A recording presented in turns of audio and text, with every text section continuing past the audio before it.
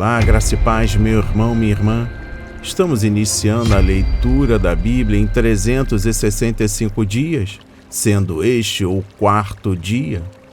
E para o dia de hoje, a leitura dos livros de Gênesis, capítulo 8 a 10, livro de Salmos, capítulo 4, e livro do apóstolo João, capítulo 2. Após a leitura dos respectivos livros, faço um comentário expositivo de cada livro na sequência. Que Deus nos abençoe. Lembrando, sempre tem em mãos o nosso kit de fé. Bloco de anotação, caneta ou lápis, a Bíblia tão importante quanto a sua leitura diariamente nos fortalece e nos aproxima de Deus. Que Deus nos abençoe. O fim do dilúvio. Então Deus se lembrou de Noé e de todos os animais selvagens e de todos os animais domésticos que estavam com ele na arca. Deus fez soprar um vento sobre a terra e as águas começaram a baixar. Fecharam-se as fontes do abismo e também as comportas dos céus, e a chuva dos céus se deteve. As águas iam escoando continuamente da face da terra. Ao fim de 150 dias, as águas tinham baixado. No dia 17 do 7º mês, a arca repousou sobre as montanhas de Ararate. E as águas continuaram a baixar até o 10º mês. No primeiro dia desse mês apareceram os picos das montanhas. 40 dias depois, Noé abriu a janela que tinha feito na arca e soltou um corvo, o qual, tendo saído, ia e voltava, até que se secaram as águas sobre a terra. Depois, soltou uma pomba para ver se as águas já tinham diminuído na superfície da terra. Mas a pomba, não achando lugar para pousar os pés, voltou para junto de Noé, na arca, porque as águas ainda cobriam a terra. Noé, estendendo a mão, pegou a pomba e a recolheu consigo na arca e a trouxe de novo para dentro da arca. Noé esperou mais 7 dias e de novo soltou a pomba fora da arca. À tarde, ela voltou a ele, trazendo no bico uma folha nova de oliveira. Assim Noé entendeu que as águas tinham baixado sobre a terra. Esperou mais 7 dias e de novo soltou a pomba. Ela, porém, já não voltou mais para ele. Noé e sua família saem da arca. Aconteceu que no primeiro dia do primeiro mês do ano 601, as águas que estavam sobre a terra secaram. Então Noé removeu a cobertura da arca e olhou, e eis que o solo estava enxuto. E aos 27 dias do segundo mês, a terra estava seca. Então Deus disse a Noé: saia da arca, você, a sua mulher, os seus filhos e as mulheres dos seus filhos. Faça sair também todos os animais que estão com você, tanto aves como gado, e todo animal que rasteja sobre a terra, para que povoem a terra, sejam fecundos e nela se multipliquem. Saiu, pois, Noé com os seus filhos, a sua mulher e as mulheres dos seus filhos. E também saíram da arca todos os animais que rastejam, todas as aves e tudo o que se move sobre a terra, segundo as suas famílias. Noé levanta um altar. Noé levantou um altar ao Senhor e, tomando de animais puros e de aves puras, ofereceu holocaustos sobre o altar. E o Senhor aspirou o aroma agradável e disse consigo mesmo: nunca mais vou amaldiçoar a terra por causa das pessoas, porque é mau o desígnio íntimo do ser humano desde a sua mocidade. Também nunca mais vou destruir todos os seres vivos, como fiz desta vez. Enquanto durar a terra, não deixará de haver semeadura e colheita, frio e calor, verão e inverno, dia e noite. A aliança de Deus com Noé. Deus abençoou Noé e os seus filhos, dizendo: sejam fecundos, multipliquem-se e encham a terra. Todos os animais da terra e todas as aves dos céus terão medo e pavor de vocês. tudo o que se move sobre a terra e todos os peixes do mar serão entregues nas mãos de vocês. Tudo o que se move e vive servirá de alimento para vocês. Assim como lhes dei a erva verde, agora lhes dou todas as coisas. Carne, porém, com sua vida, isto é, com seu sangue, vocês não devem comer. Certamente requererei o sangue de vocês, o sangue da vida de vocês. De todo animal o requererei, bem como do ser humano. Sim, de cada um requererei a vida de seu semelhante. Se alguém derramar o sangue de uma pessoa, o sangue dele será derramado por outra pessoa. Porque Deus fez o ser humano segundo a sua imagem. Mas sejam fecundos e multipliquem-se. Povoem a terra e multipliquem-se sobre ela. Deus também disse a Noé e aos seus filhos: Eis que estabeleço a minha aliança com vocês, e com a descendência de vocês, e com todos os seres vivos que estão com vocês, tanto as aves, os animais domésticos e os animais selvagens que saíram da arca, como todos os animais da terra. Estabeleço a minha aliança com vocês.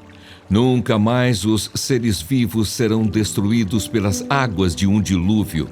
Nunca mais haverá dilúvio para destruir a terra. Deus disse: Este é o sinal da minha aliança que faço entre mim e vocês, e entre todos os seres vivos que estão com vocês, para todas as futuras gerações. Porém o meu arco nas nuvens, e ele será por sinal da aliança entre mim e a terra.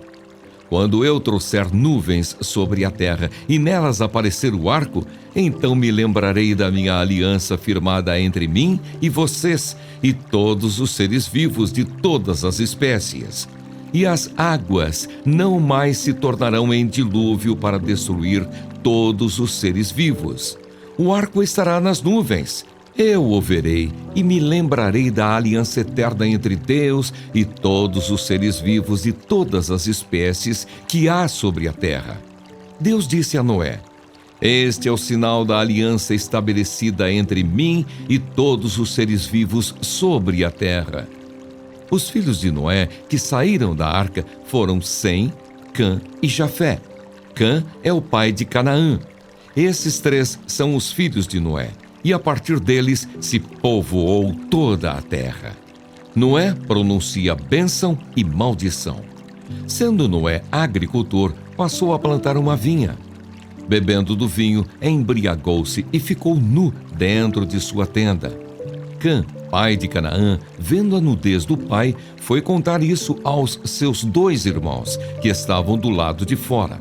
Então Sem e Jafé pegaram uma capa, puseram-na sobre os seus próprios ombros e, andando de costas e com os rostos desviados, cobriram a nudez do pai sem que a vissem.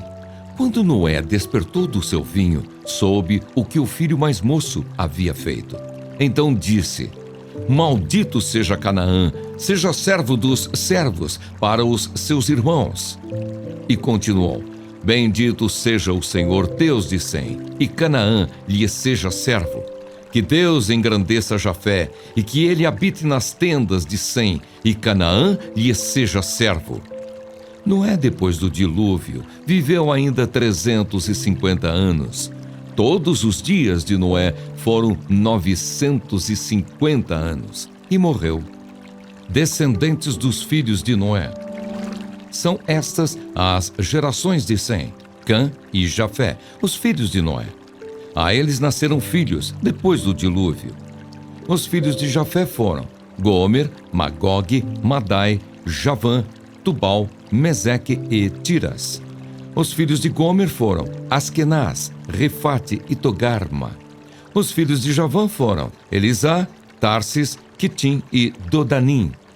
Estes repartiram entre si as ilhas das nações nas suas terras, cada qual segundo a sua língua, segundo as suas famílias em suas nações. Os filhos de Cã foram Cuxi, Misraim, Puti e Canaã. Os filhos de Cuxi foram Sebá, Avilá, Sabtá, Raamá e Sabtecá. E os filhos de Raamá, Sabá e Dedã. Cuxi gerou Nimrode, que começou a ser poderoso na terra.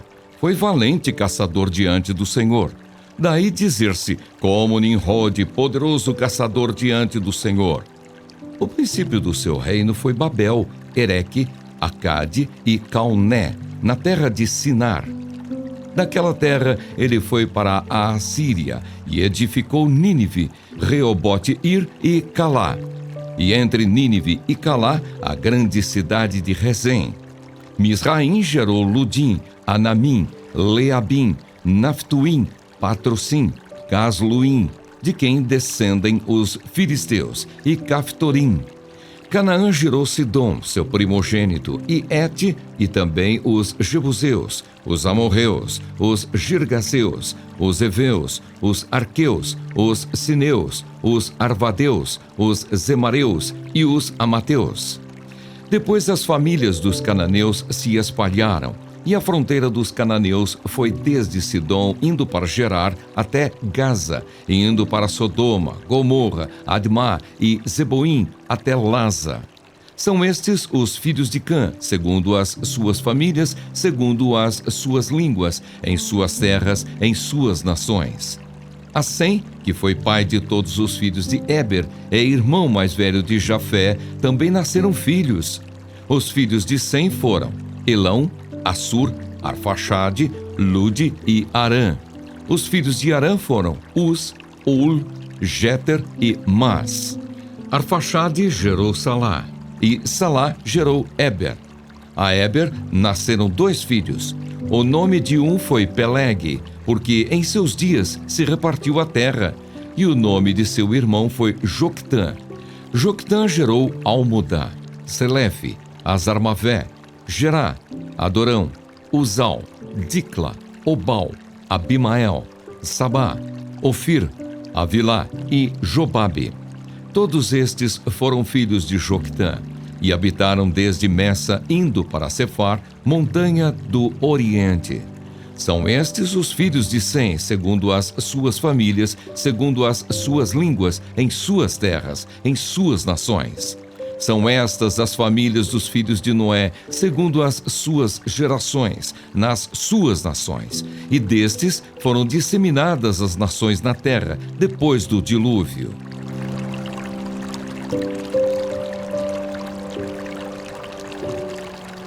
Amém. Comentando o capítulo 8, no versículo 1, presta atenção.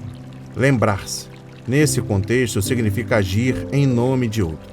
Deus se lembrou de Abraão e livrou seu sobrinho Ló da destruição de Sodoma. O Senhor se lembrou de Raquel e de Ana e permitiu que elas concebessem e tivessem filhos. Da mesma forma, Deus se lembrou de sua aliança com seu povo e libertou os judeus da escravidão no Egito. Lembrar-se implica um compromisso anterior feito por Deus e anuncia o cumprimento desse compromisso. Podemos ter certeza de que Deus nunca esquece nem abandona seu povo, não só por causa de suas promessas, mas também por causa de seu caráter.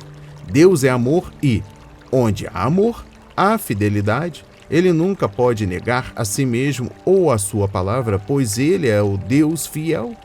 E ele nunca pode mudar, porque é imutável.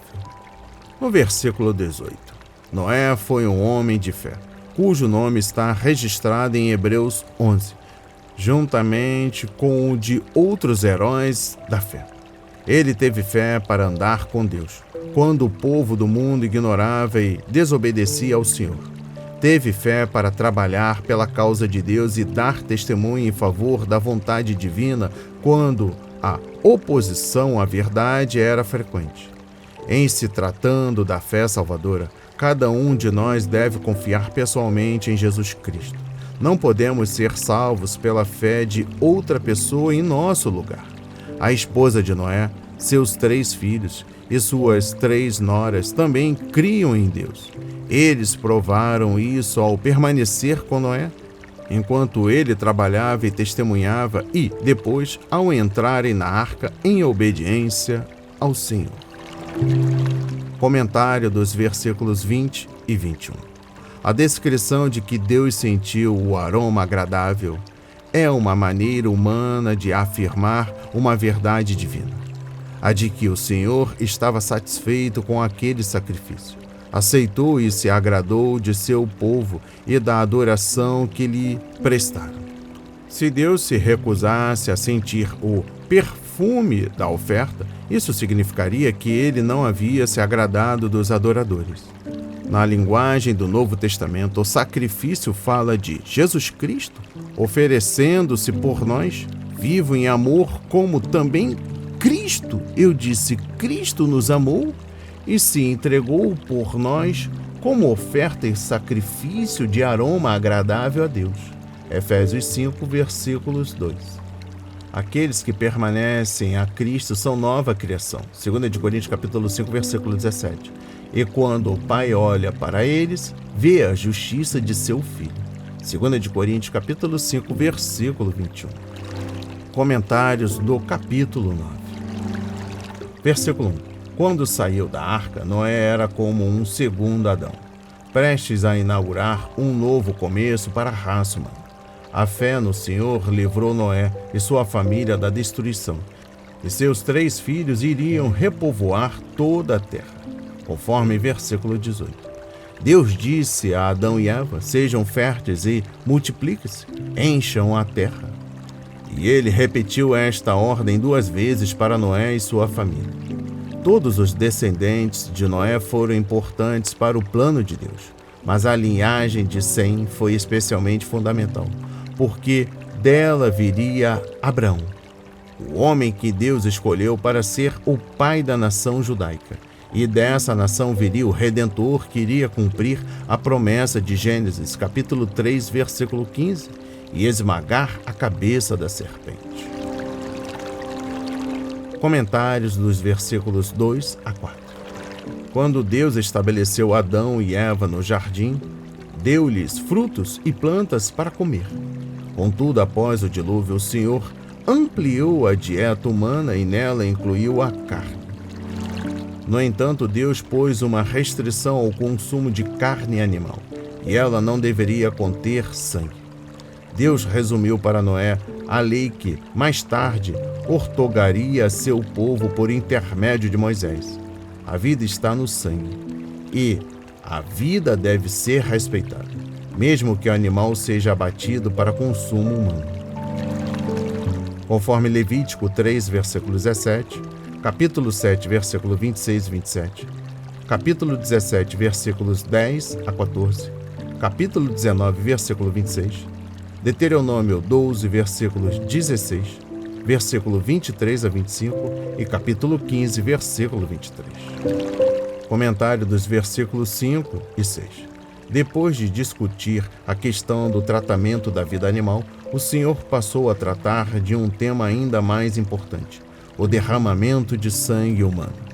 Aqueles que matam outros seres humanos terão de responder a Deus por seus atos, pois homens e mulheres foram feitos à imagem do Criador. Atacar um ser humano é atacar a Deus, e o Senhor levará o transgressor a juízo. Toda a vida é uma dádiva de Deus, e tirar a vida significa tomar o lugar de Deus. O Senhor dá a vida, e só Ele tem o direito de autorizar que ela seja tirada. O Senhor ordenou e estabeleceu 3 instituições na terra: o casamento, ou seja, a família, o governo humano e a igreja.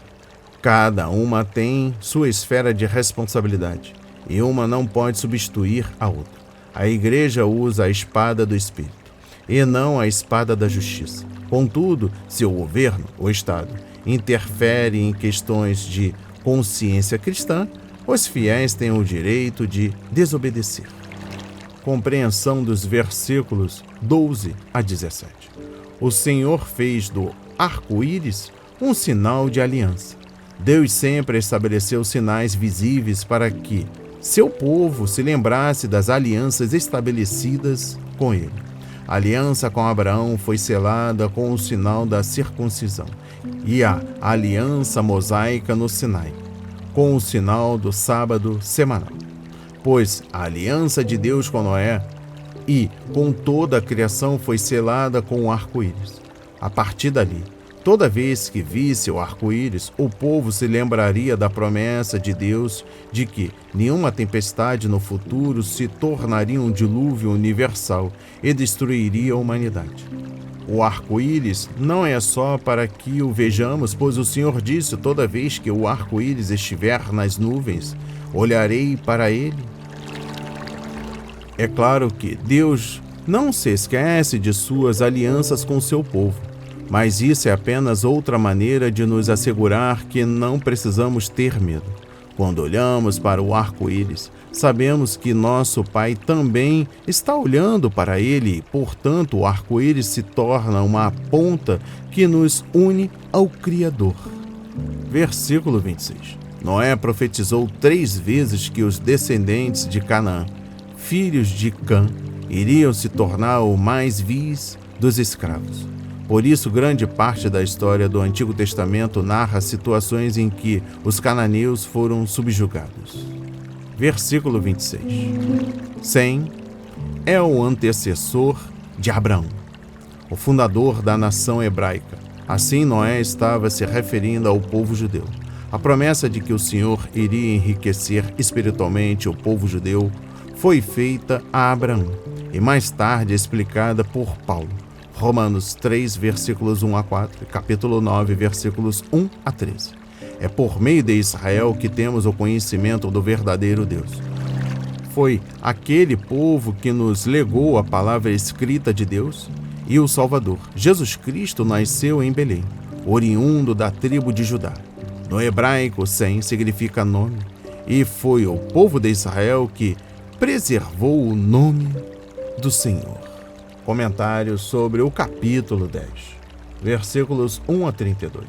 Este capítulo é conhecido como a Lista das Nações e é o único dos anais da história antiga. O objetivo do texto é apresentado no início, versículo 1, e no fim, versículo 32. Explicar como a terra foi repovoada depois do dilúvio pelos descendentes dos 3 filhos de Noé. Há uma lista similar, embora não idêntica, em 1 de Crônicas, capítulo 1. Comentários sobre o versículo 2. Jafé foi o antecessor do que normalmente chamamos de nações de gentios.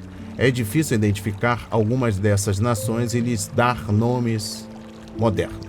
Ao longo dos séculos, os povos podem mudar de nome, mudar-se para outros locais, modificar sua língua e até alterar sua composição racial por meio da miscigenação. Compreensão dos versículos 5, 20 e 31. A lista não é como uma genealogia típica que apresenta apenas os nomes dos descendentes. O escritor faz-nos lembrar de que esses povos antigos tinham os princípios, clãs e línguas, territórios e identidades nacionais. Em outras palavras, esta é uma genealogia que localiza o leitor no espaço geográfico e no tempo. Através dela, observamos os movimentos de indivíduos e de nações no mundo antigo. Compreensão dos versículos 15 a 19. Os cananeus listados nesses versículos são as nações que os israelitas conquistaram e em cuja terra habitaram. Versículo 21. É provável que a palavra hebraico venha do nome Eber. Por isso, este versículo confirma Sem como o pai dos hebreus. E finalizando a compreensão do livro de Gênesis, capítulo 10, versículo 32. É interessante notar que a lista do capítulo 10 não está completa. Por exemplo, não encontramos ali menção de Edom, Moabe e Amon. Contudo, essas nações foram importantes na história bíblica. O fato de existirem 70 nações na lista sugere que a disposição pode ser intencionalmente artificial, uma abordagem muitas vezes usada na composição desses relatos. Havia 70 pessoas na família de Jacó quando eles foram para o Egito. Semelhantemente, nosso Senhor enviou 70 discípulos para pregar a palavra. Lucas 10, versículo 1. confiança em Deus na angústia. Ao mestre de canto com instrumentos de cordas, Salmo de Davi. Responde-me quando clamo, ó Deus da minha justiça. Na angústia, tu me deste alívio. Tem misericórdia de mim e ouve a minha oração. Filhos dos homens, até quando vocês vão querer transformar a minha glória em vergonha? Até quando amarão a vaidade e buscarão a mentira? Saibam, porém, que o Senhor distingue para si o piedoso. O Senhor me ouve quando eu clamo por Ele. Tremam de medo e não pequem. Consultem no travesseiro o coração e sosseguem. Ofereçam sacrifícios de justiça e confiem no Senhor. Há muitos que dizem: quem nos dará a conhecer o bem? Senhor, levanta sobre nós a luz do teu rosto. Mais alegria me puseste no coração do que a alegria deles, quando eles têm fartura de cereal e de vinho. Em paz me deito e logo pego no sono, porque só tu, Senhor, me fazes repousar seguro. Amém. Comentário do livro de Salmos, capítulo 4, versículo 1. Responde-me. É um clamor veemente, preocupado, feito a Davi. Davi estava orando pela ajuda divina e manifestava desespero para saber uma resposta. O clamor, Deus que me faz justiça, implica não só que Deus é justo e fará o que é melhor, mas também que a justiça de Davi vinha do Senhor, e portanto Deus deveria justificá-lo. Sim, Davi estava sendo castigado por causa de sua desobediência, mas Deus havia perdoado seus pecados. Deus chamou Davi para ser rei e somente poderia justificá-lo. Versículos 2 e 3. Davi não estava na cela da revolta, mas falou para os que se voltavam contra ele e declararam Absalão rei. Vocês, ou filhos dos homens, refere-se aos principais homens de posição que Absalão havia persuadido para ajudá-lo a desencaminhar o povo. Davi entendeu o pensamento deles e como Absalão os tinha enganado. Davi não tinha a própria glória, pois toda a sua glória vinha do Senhor. Comentários sobre os versículos 4 e 5. Nesses versículos, Davi fala com os seus seguidores. Alguns deles tão dominados por suas emoções que estavam prestes a perder o controle. O salmista deu-lhes 6 instruções, todas elas úteis para nós hoje. Quando percebemos que estamos ficando irados, primeiro, temam o Senhor. Os cristãos que temem o Senhor não precisam ter medo de nada. Os seguidores de Absalão não tremeram diante do Senhor nem diante de seu legítimo rei. Segundo, não pequem. A ira pecaminosa leva a palavra e atos pecaminosos e até ao assassinato. Paulo citou este versículo em Efésios 4, versículo 26, usando a Septuaginta, a versão grega do Antigo Testamento. Ele diz: não pequem por deixar a raiva dominar sua ira, o que nos lembra que nem toda a ira é pecaminosa. Há uma ira santa contra o pecado que deveria estar no coração de todo cristão. Devemos ter o cuidado, no entanto, para não sermos culpados de sentir uma fúria pecaminosa e descontrolada. Terceiro, reflitam nisso. É fácil ficar irado com os pecados dos outros e ignorar as próprias transgressões. Na verdade, o próprio Davi foi culpado de fazer isso. A Nova Tradução na linguagem de hoje traduz esta expressão desta forma: examine a sua própria consciência. Em vez de se atirar e virar na cama por causa das coisas que os outros estão fazendo, faça uma lista pessoal e veja se não há pecados em seu coração que precisam ser confessados. Quarto, aquietem-se. Sondar honestamente o coração deveria levar-nos a confessar nossos pecados ao Senhor e clamar seu misericordioso perdão, dando-nos a paz. Quinto, ofereçam sacrifícios. Os homens de Davi não puderam oferecer sacrifícios ali no deserto, mas prometera ao Senhor que fariam isso quando voltassem para Jerusalém. Sexto, confie no Senhor. Absalão estava confiando em sua liderança, no seu exército, na estratégia inteligente que elaborou e na popularidade de que gozava entre o povo, mas não estava confiando no Senhor. Seus planos estavam fadados ao fracasso. E finalizando este livro, compreensão dos versículos 6 e 8. Davi não foi apenas um grande rei e estrategista militar, mas também um pastor amoroso que cuidou de seu povo e quis que ele andasse no Senhor. Davi sabia que a condição espiritual de Israel era muito mais importante do que a habilidade militar que o povo tinha, pois o Senhor dá a vitória àqueles que confiam e obedecem.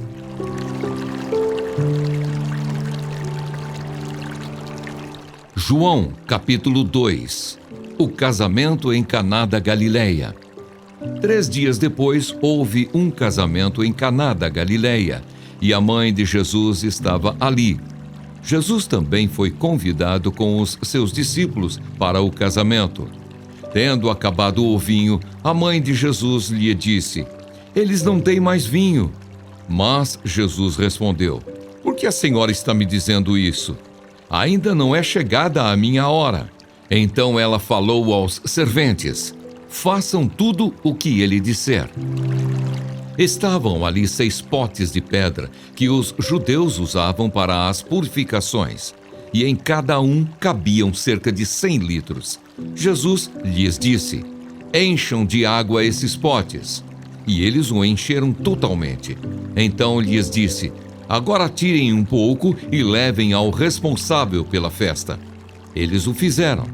Quando o responsável pela festa provou a água transformada em vinho, ele não sabia de onde tinha vindo, por mais que os serventes que haviam tirado a água soubessem. Chamou o noivo e lhe disse: "Todos costumam servir primeiro o vinho bom, e quando já beberam muito, servem o vinho inferior. Você, porém, guardou o melhor vinho até agora." Assim, em Caná da Galileia, Jesus deu início a seus sinais. Ele manifestou a sua glória e os seus discípulos creram nele. Depois disso, ele foi a Cafarnaum com sua mãe, seus irmãos e seus discípulos, e ficaram ali não muitos dias. Jesus purifica o templo. Estando próxima à Páscoa dos judeus, Jesus foi para Jerusalém e encontrou no templo os que vendiam bois, ovelhas e pombas, e também os cambistas assentados. Tendo feito um chicote de cordas, expulsou todos do templo com as ovelhas e os bois. Derramou o dinheiro dos cambistas pelo chão, virou as mesas e disse aos que vendiam as pombas: "Tirem estas coisas daqui! Não façam da casa de meu pai uma casa de negócio." Os seus discípulos se lembraram que está escrito: "O zelo da tua casa me consumirá." Então os judeus lhe perguntaram: "Que sinal você nos mostra para fazer essas coisas?" Jesus lhes respondeu: "Destruam este santuário e em 3 dias eu o levantarei."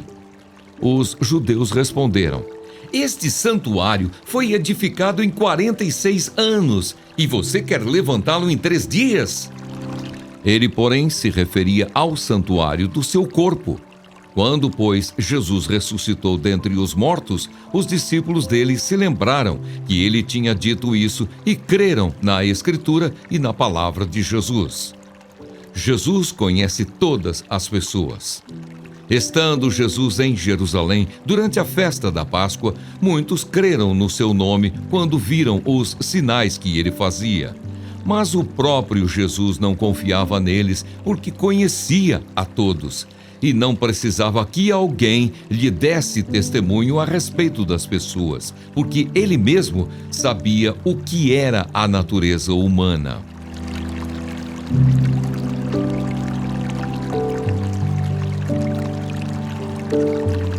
Amém. Comentários sobre o capítulo 2 do livro do apóstolo João, dos versículos 1 a 22. Nosso Senhor certamente tinha aqui uma mensagem especial para o seu povo, Israel. No Antigo Testamento, a nação é descrita como casada com Deus e infiel ao seu contrato de união. O vinho escoou e todo Israel havia deixado 6 talhas vazias. Os israelitas mantinham água para sua higiene externa, mas não tinham o que fornecer para a lavagem e a alegria interior. Nesse milagre, nosso Senhor trouxe plenitude ao vazio. Proporcionou alegria a quem estava em desapontamento e significado interior ao que era apenas aparência exterior, água para lavagens cerimoniais. Ressalto um ponto importante dentro desta análise no versículo 11. O milagre provocou algum efeito nos discípulos. Ele manifestou a glória de Jesus e lhes deu uma base mais sólida para a fé. Apesar de milagres por si sós serem evidências suficientes para declarar que Jesus é o Filho de Deus, o efeito cumulativo de milagres após milagres certamente deve tê-los convencido da divindade daquele rabi. Os discípulos tiveram um começo tímido em sua caminhada de fé, mas, ao longo dos meses, eles aprofundaram sua espiritualidade à medida que conheciam melhor Jesus. Compreensão dos versículos 14 a 16. A condição do templo era um indicativo claro da condição espiritual da nação. Sua religião era uma rotina maçante, precedida por homens de mentalidade mundana, cujo principal desejo era exercer autoridade e enriquecer. A semelhança do vinho que havia acabado naquela festa de casamento, também a glória de Deus havia partido do templo. Versículo 19. Ao escrever este evangelho, João incluiu uma série de imagens vívidas da morte do Salvador. A primeira é a morte do Cordeiro em capítulo 1, versículo 29, o que indica que sua execução seria de um substituto para os pecadores. A destruição do templo é a segunda imagem, sugerindo uma morte violenta que acabaria em sua ressurreição vitoriosa. A terceira é a da serpente levantada, capítulo 3, versículo 14, uma referência ao dramático episódio narrado em Números 21, versículos 5 a 9. Compreensão dos versículos 20 a 22. O templo era um elemento importante da fé judaica, porque, como se suponha, Deus ali habitava. Todos os cerimoniais, ritos e sacrifícios da religião judaica se centravam no templo. Quando Jesus sugeriu que aquela preciosa construção seria destruída, era de esperar uma reação irada. Afinal, se seu povo é o templo de pedra não seria mais necessário. Nesta declaração enigmática, Nosso Senhor, na verdade, profetizou o fim do sistema religioso judaico. Compreensão dos versículos 24 e 25. Ele conhecia a todos, ou ele bem sabia o que havia no homem. É uma declaração que foi demonstrada várias vezes no Evangelho de João. Jesus conhecia o caráter de Simão. Ele sabia como era Natanael e disse à mulher samaritana tudo o que ela já havia feito. Ele sabia que os líderes judeus não tinham o amor do Senhor no coração e que um de seus discípulos não era um cristão verdadeiro. Ele viu o arrependimento no coração da mulher adúltera e o assassinato no coração de seus inimigos. Várias vezes durante a mensagem no cenáculo, Jesus revelou aos seus discípulos o sentimento e as dúvidas deles. E ressaltando o último versículo e finalizando a leitura no dia de hoje. O conhecimento acurado que Nosso Senhor tinha do coração humano é outra evidência de sua deidade, pois apenas Deus pode ver o interior de alguém. Esse breve parágrafo nos prepara para a importante entrevista com Nicodemos registrada no próximo capítulo.